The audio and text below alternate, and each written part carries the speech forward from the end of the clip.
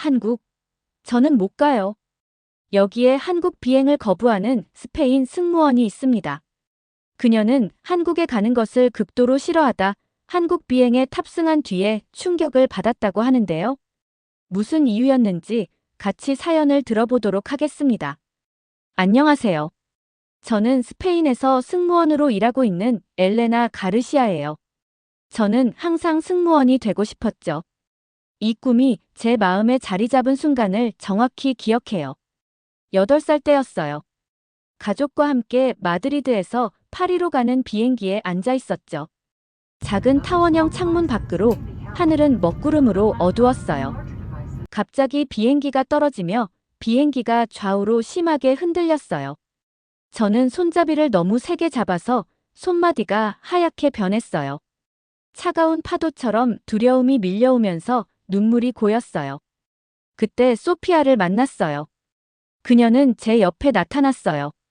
파란 유니폼을 입은 천사 같았죠. 그녀의 검은 머리는 단정하게 뒤로 묶여 있었고 제가 본 중에 가장 친절한 눈을 가지고 있었어요.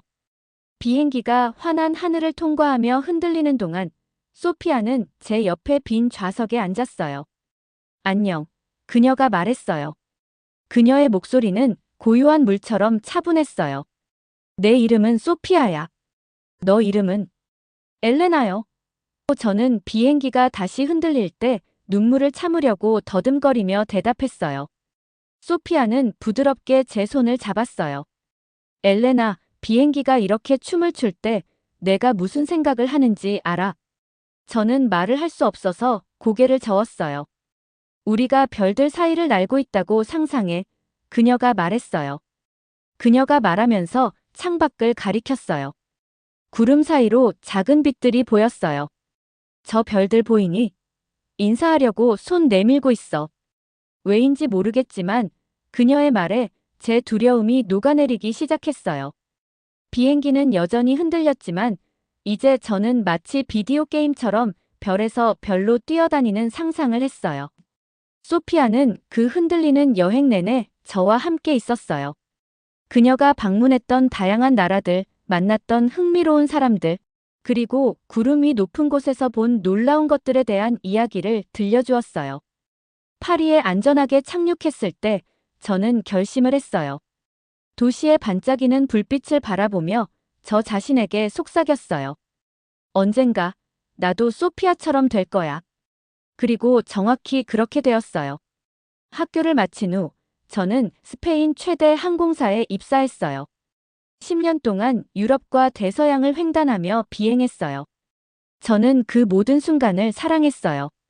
승객들을 돕고 문제를 해결하고 소피아가 저에게 해주었던 것처럼 사람들이 안전하다고 느끼게 해주는 것을요. 제가 가장 좋아하는 부분은 무서워하는 아이들을 위로하는 거였어요. 소피아가 저에게 했던 것처럼 저는 아이들에게 별들 사이를 나는 이야기를 해주었어요. 30살이 되었을 때 저는 하늘의 베테랑이 되었어요. 런던, 뉴욕, 로마로 가는 정기 노선을 손등처럼 잘 알고 있었어요. 저는 까다로운 비즈니스맨, 우는 아기들, 그리고 처음 비행하는 긴장된 승객들을 땀 한 방울 흘리지 않고 해결할 수 있었어요. 저는 승무원이 되는 것에 대해 모든 것을 알고 있다고 생각했어요. 어느 월요일 아침, 저의 상사가 사무실로 저를 불렀어요. 그의 얼굴을 보는 순간 뭔가 특별한 일이 일어나고 있다는 것을 알았어요. 엘레나, 그가 컴퓨터에서 고개를 들며 말했어요. 우리는 서울 노선에 당신이 필요해요. 제 심장이 한 박자 뛰었어요. 한국? 저는 아시아에 가본 적이 없었어요. 아시아 승객들이 다르다는 이야기를 들었어요. 게다가 저는 한국어를 못해요. 그러나 그는 저에게 미소를 지었어요. 괜찮을 거예요. 그가 저를 안심시켰어요. 당신은 우리 중 최고예요. 그래도 혼자가 아니라 당신의 친구 올리비아가 함께 할 거예요. 그날 밤, 저는 잠을 이룰 수 없었어요. 침대에서 뒤척이며 걱정이 머릿속을 가득 채웠어요. 승객들이 원하는 것을 이해하지 못하면 어쩌지? 그들의 관습을 모르는 바람에 실수로 누군가를 불쾌하게 하면 어쩌지? 제가 완전히 망신을 당하면 어쩌지? 그냥 또 다른 비행일 뿐이야. 저는 계속해서 스스로에게 말했어요. 하지만 마음 깊은 곳에서 저는 이 비행이 제가 경험한 어떤 것과도 다를 것이라는 것을 알았어요. 하지만 이 경험으로 저를 영원히 바꿀 것이라는 것을 그때는 전혀 몰랐어요. 다음 날 아침, 저는 공항에 2시간 일찍 도착했어요. 저는 전날에 긴장해서 캐리어를 다시 확인하며 3번이나 다시 쌌었죠. 승무원 입구를 통과하면서 저는 저를 기다리고 있는 올리비아를 발견했어요. 그녀의 밝은 빨간 머리는 멀리서도 쉽게 볼 수 있었어요. 그녀가 저를 보자 흥분해서 손을 흔들고 달려왔어요. 엘레나. 그녀가 저를 크게 안아주었어요. 믿을 수 있어. 우리가 한국에 가게 됐어. 올리비아의 초록색 눈은 흥분으로 반짝였어요. 저와 달리 그녀는 우리의 새로운 임무에 대해 너무 신나 보였어요. 난 너무 무서워. 다른 승무원들이 듣지 못하도록 목소리를 낮춰 고백했어요. 실수하면 어쩌지? 그들이 원하는 걸 이해하지 못하면 어쩌지? 올리비아는 제 어깨를 꽉 쥐었어요. 그렇게 걱정하지 마. 한국 승객들은 믿을 수 없을 정도로 존중한다고 들었어. 우리에게 손가락을 튕기는 일부 미국인들이나 노트북에서 고개를 들지 않는 영국 비즈니스맨들과는 달라. 그녀의 자신감이 저를 조금 기분 좋게 했지만 보안 검색대를 통과할 때 제 손은 여전히 약간 떨렸어요. 곧 우리는 서울로 데려다줄 거대한 비행기에 탑승했어요. 그것은 보잉 777, 우리 항공사에서 가장 큰 비행기 중 하나였어요. 빈 객실을 걸으면서 저는 제가 거의 알지 못하는 문화의 승객들로 가득 찬 모습을 상상해 보려고 했어요. 화장실 거울에 마지막으로 제 모습을 확인했어요. 깔끔하게 뒤로 묶은 검은 머리, 단정하고 완벽한 유니폼. 첫인상은 중요했어요. 특히 오늘은요. 할 수 있어. 저는 거울 속 제 모습에게 속삭였어요. 탑승 안내가 나오자 저는 제 긴장이 보이지 않기를 바라며 입구에서 미소를 지으며 자리를 잡았어요. 첫 번째 승객들이 탑승하기 시작했고 저는 그들을 주의 깊게 관찰했어요. 한국 여행객들은 제가 익숙한 것과는 다르게 움직였어요. 그들은 조용한 효율성으로 걸어다니며 서로 가방을 도와주고 요청받지 않아도 통로에 공간을 만들어 주었어요. 탑승을 환영합니다. 저는 가장 밝은 미소로 각 승객에게 말했어요. 놀랍게도 거의 모든 한국 승객들은 단순한 감사합니다 뿐만 아니라 약간의 고개 숙임으로 응답했어요. 이 작은 존중의 표시가 저를 조금 더 자신감 있게 해주었어요. 가방을 도움이 필요한 한국인 노부인이 저에게 따뜻하게 미소를 지었어요. 그녀는 한국어로 뭔가를 말했고 비록 제가 그 말을 이해하지 못했지만 그녀 목소리의 친절함은 번역이 필요 없었어요. 저는 그녀의 가방을 보관하고 자리로 안내하면서 언어 장벽에도 불구하고 연결됨을 느꼈어요. 더 많은 승객들이 탑승하면서 저는 특이한 점을 발견했어요. 모두가 정확히 무엇을 해야 할지 알고 있는 것 같았어요. 부모들은 유럽 항공편에서 보통 보던 혼란 없이 아이들을 부드럽게 자리로 안내했어요. 아무도 줄에서 밀치거나 서두르지 않았어요. 그들이 머리 위 수납장에 가방을 보관하는 방식조차도 조심스럽고 배려심이 있었어요. 모두가 얼마나 정돈되어 있는지 봤어?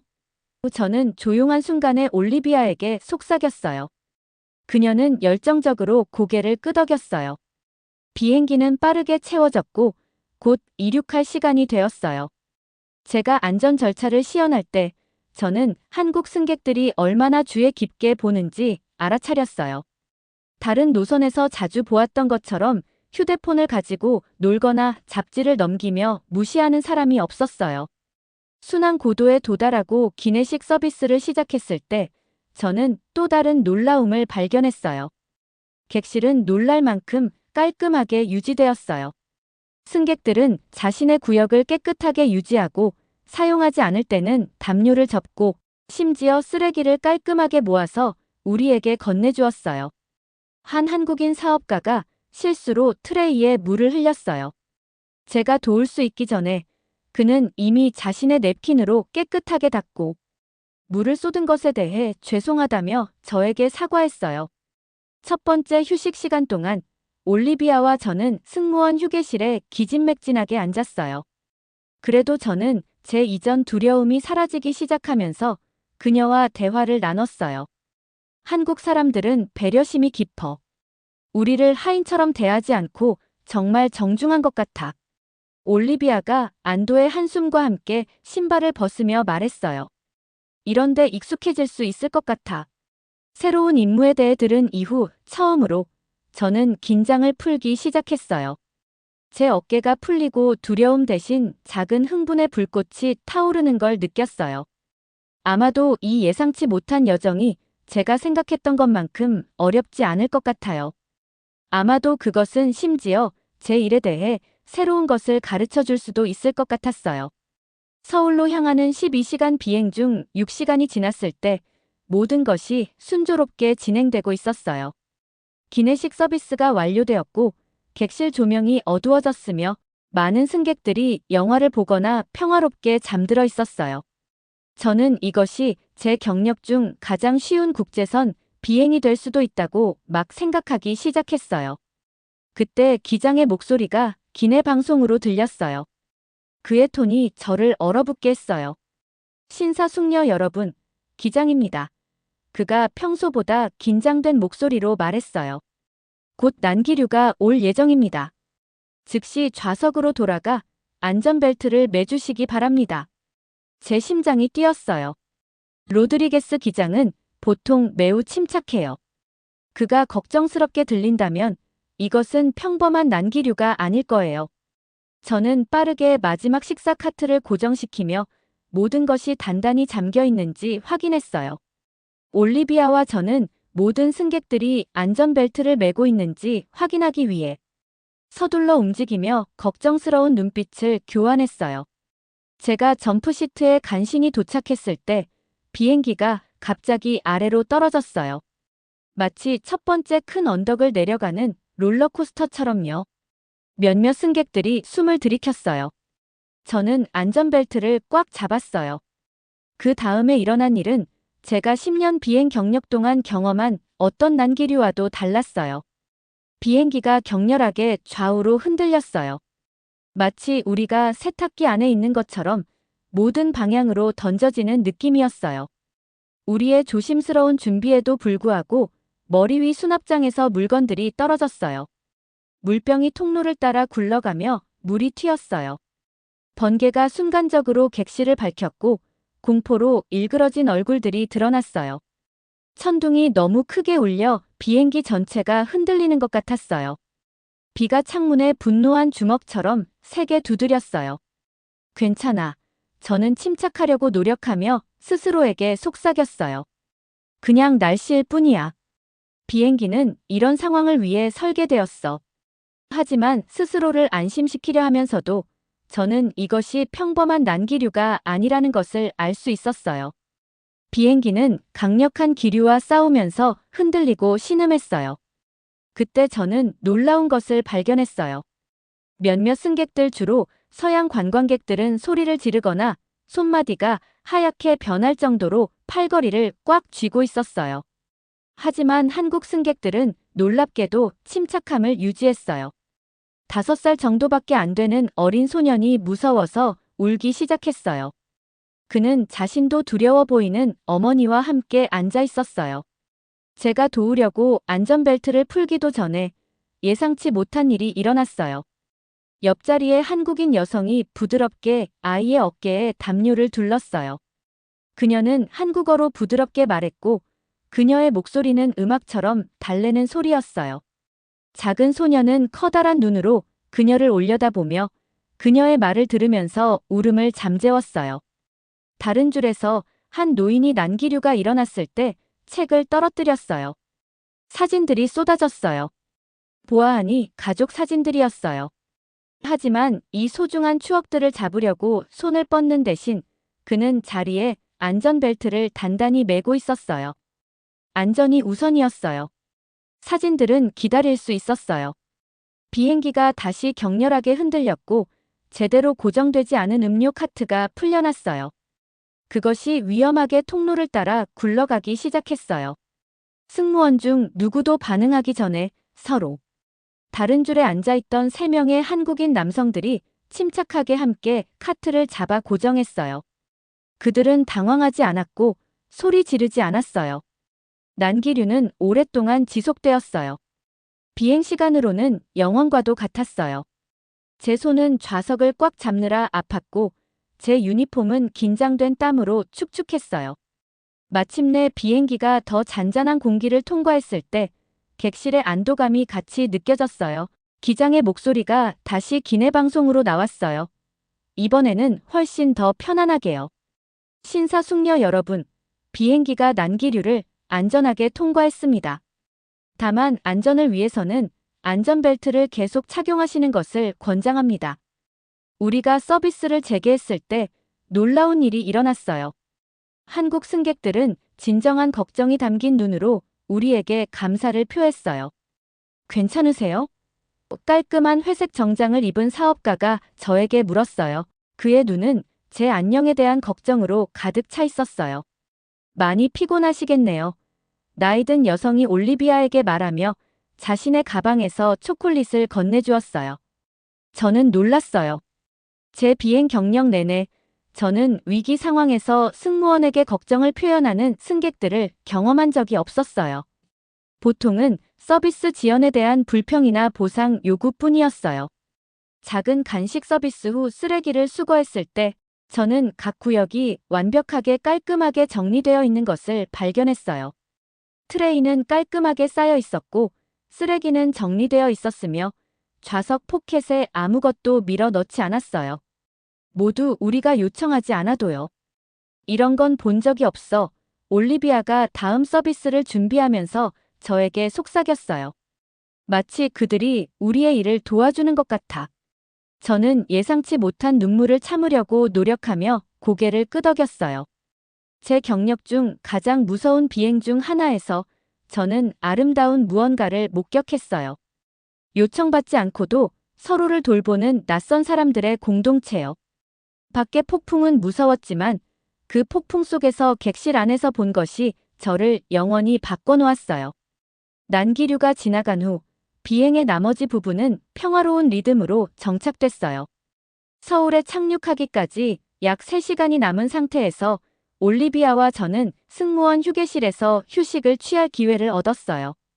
우리는 작은 좌석에 몸을 묻었어요. 지쳤지만 어떻게든 우리가 경험한 모든 것에 활력을 얻은 상태로요. 난기류 동안 그들이 어떻게 행동했는지 계속 생각나 저는 피곤한 다리를 쭉 펴며 말했어요. 단지 그들이 침착했다는 것뿐만이 아니야. 한국인들은 서로서로를 돕고 우리에게 도움을 주었어. 올리비아는 열심히 고개를 끄덕였어요. 저는 잠시 생각하다 올리비아에게 물었어요. 올리비아, 너는 이전에 다른 아시아 노선에서 일해봤지? 동양인들은 항상 이렇게 친절해? 항상 그렇진 않아. 나는 일본, 중국으로 가는 비행기에서 일해봤는데 각각 달랐어. 일본 여행객들은 극도로 예의 바르지만 때로는 규칙을 지키는 것이 굉장히 까다롭고 형식적으로 느껴질 때가 있어. 중국 승객들은 무례하게 행동하고 돈으로 무마하려고 하지. 올리비아는 적절한 단어를 찾으며 잠시 멈췄어요. 하지만 한국 승객들은 그들은 균형 있게 배려와 친절을 베푸는 것 같아. 존중하면서도 진정성 있고 독립적이면서도 공동체 의식이 있어. 그걸 들은 저는 유럽 승객들과의 제 경험에 대해 생각하며 올리비아에게 말을 했죠.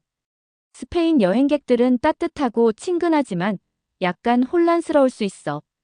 영국 승객들은 거의 직접적으로 불평하지 않아.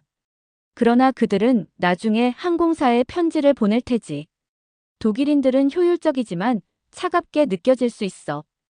그 말을 들은 올리비아가 생각에 잠겨 말했어요. 비행은 각 문화가 공유 공간에서 어떻게 대처하는지 보여주는 거울 같아. 우리의 휴식은 너무 빨리 끝났고 우리는 객실로 돌아갔어요. 이제 저는 새로운 눈으로 승객들을 바라봤어요. 저는 전에 놓쳤을 수도 있는 것들을 알아차렸어요. 저는 한국 여행객들이 카트에 음료가 부족한 것을 보면 아직 서빙받지 못한 다른 사람들을 생각해 음료를 자주 거절하는 것을 봤어요. 반대로 1등석에 있는 미국인 사업가는 30분 동안 호출 버튼을 3번이나 눌러 더 많은 와인을 요구하고 기내의 시스템이 너무 어둡다고 불평했어요. 같은 일원인 한국인은 조용히 자신의 화면 설정을 고치고 제가 단순히 물 한 잔을 건넸을 때 열렬히 감사를 표했죠. 커피를 서빙하다가 저는 실수로 한국인 여성의 트레이에 몇 방울 엎질렀어요. 제가 사과하기도 전에 그녀는 이미 닫고 있었어요. 괜찮아요. 그녀가 조심스러운 영어로 말했어요. 가끔 실수도 하는 것이 사람 아니겠어요? 그 순간 승객이든 승무원이든 각 사람을 존중받을 자격이 있는 존재로 보는 것에 참 감사함을 느꼈어요. 나중에 저는 식사 트레이로 어려움을 겪고 있는 한국인 노인을 도왔어요. 그의 손은 음식의 호일 커버를 열려고 할 때 나이 때문에 약간 떨렸어요. 제가 도와드릴게요. 저는 조심스럽게 호일을 벗기며 제안했어요. 감사합니다. 그는 간단히 말했어요. 그리고 그는 제가 이해하지 못하는 한국어로 뭔가를 덧붙였어요. 그의 옆에 앉은 젊은 남자가 번역했어요. 그는 당신이 외국에 있는 그의 손녀를 생각나게 한다고 해요. 저는 미소로 화답하며 한국 승객들이 하는 방식으로 약간의 목례를 했어요. 이 작은 존중의 제스처에 노인의 얼굴이 기쁨으로 밝아졌어요. 우리가 한국로 착륙하기 시작하면서 저는 결정을 내렸어요. 정기적으로 한국 노선에서 일할 수 있는지 상사에게 물어보리라 결심했죠. 창문 밖으로 저는 한국의 첫 모습을 볼 수 있었어요. 멀리 있는 초록 언덕과 만나는 깊은 푸른 물의 해안선이요. 구름이 풍경 위에 솜처럼 매달려 있었고 구름 사이의 틈새로 저는 높은 건물들로 가득 찬 광대한 도시를 엿볼 수 있었어요. 착륙까지 10분. 저는 모두가 안전벨트를 매고 준비되어 있는지 확인하며 발표했어요. 비행기가 아래로 기울어지면서 최종 접근을 시작할 때 저도 내면에서 뭔가가 바뀌는 것을 느꼈어요. 저는 이 여정을 알 수 없는 것에 대한 두려움으로 제가 이해하지 못하는 문화에 대한 걱정으로 시작했어요. 이제 저는 더 많이 배우고 싶었어요. 낯선 사람들 사이에서도 이런 놀라운 공동체를 만든 가치들을 이해하고 싶었어요. 바퀴가 부드러운 충격과 함께 한국 땅에 닿았어요. 비행기가 게이트로 택시를 타는 동안 승객들은 소지품을 모으기 시작했지만 제가 보는데 익숙한 일반적인 밀치기와 서두름은 없었어요. 모두가 인내심 있게 기다렸고 주변 사람들을 도우며 서로를 위한 공간을 만들었어요. 대한민국 서울에 오신 것을 환영합니다. 저는 마이크에 대고 말했어요. 현지 시간은 오후 4시 30분이고 온도는 섭씨 22도입니다. 오늘 저희와 함께 비행해 주셔서 감사합니다. 이 일상적인 말을 하면서 저는 이번에는 다르게 느껴진다는 것을 깨달았어요. 저는 단지 원활한 비행뿐만 아니라 이번 여정에서 배운 교훈들에 대해서 감사했어요. 인천국제공항에서 비행기 문이 열리자 저는 이상한 감정의 혼합을 느꼈어요. 제 몸은 긴 비행과 우리가 경험한 난기류의 스트레스로 지쳤어요. 하지만 제 마음과 심장은 맑게 깨어있는 느낌이었어요. 그리고 마지막까지 인상 깊었던 것은 각각 승객마다 감사의 표시로 인사를 해주는 것이었어요. 미소를 환하게 지어주거나 손을 잡으며 깊은 감사를 표현해줄 때마다의 감동은 잊을 수가 없어요. 모든 승객들이 떠난 후 올리비아와 저는 잠시 빈 비행기에 앉았어요. 수시간의 엔진 소음 후의 침묵이 제 귀에 이상하게 느껴졌어요. 그날 밤 서울의 호텔방에서 저는 창가에 서서 도시의 불빛을 내다봤어요. 높은 건물들이 어두운 하늘을 배경으로 반짝였고 자동차들은 거리를 따라 빛의 흐름처럼 움직였어요. 저는 일기장을 꺼내 제가 경험한 모든 것을 적었어요. 탑승 전에 느꼈던 두려움, 한국 승객들의 침착한 품위, 그리고 높은 상공 위에서 배운 교훈들에 대해 적었어요. 일기장에 글을 쓴 후 저는 상사에게 이메일을 써서 아시아 노선, 특히 한국행 비행편에 더 자주 배정해 달라고 요청했어요. 3개월 후 저는 정기적으로 마드리드와 서울 사이를 비행하고 있어요. 저는 기본 한국어 문구를 배우기 시작했고 가능할 때마다 연습했어요. 안녕하세요. 저는 서울에서 탑승하는 승객들에게 인사했어요. 탑승을 환영합니다. 제 발음은 완벽하지 않았지만 승객들의 얼굴은 제가 그들의 언어를 시도하는 것을 들었을 때 밝아졌어요. 그것은 서로를 존엄성으로 대하는 것, 단지 몇 시간이라도 공동체를 만드는 것 같았어요. 비행기 안에서는 국경이 사라지고 모두가 하나가 된다는 것을 발견했어요. 그리고 그 공유된 공간에서 공통점을 찾고 예상치 못한 친절의 순간을 만들고 세계 간의 다리를 놓는 것이 가능했어요. 저는 한때 낯선 목적지로 비행하는 것을 두려워했던 사람이었지만 이제 자신감 있게 대륙을 가로질러 비행했어요. 한국의 친절함에 저의 직업의 보람이 느껴지고 고객에 대한 두려움이 없어진 것 같아요. 이 자리를 빌어 이 모든 것에 감사드립니다. 앞으로도 휴가 때마다 한국에 가볼게요. 긴 이야기 들어주셔서 감사합니다. 오늘의 사연 어떠셨나요? 저는 스페인 승무원까지 감동받게 한 한국의 정과 예의가 대단하다는 생각이 들었습니다. 이번 사연이 재미있으셨다면 구독과 좋아요 부탁드리겠습니다. 시청해주신 모든 분들께 감사합니다.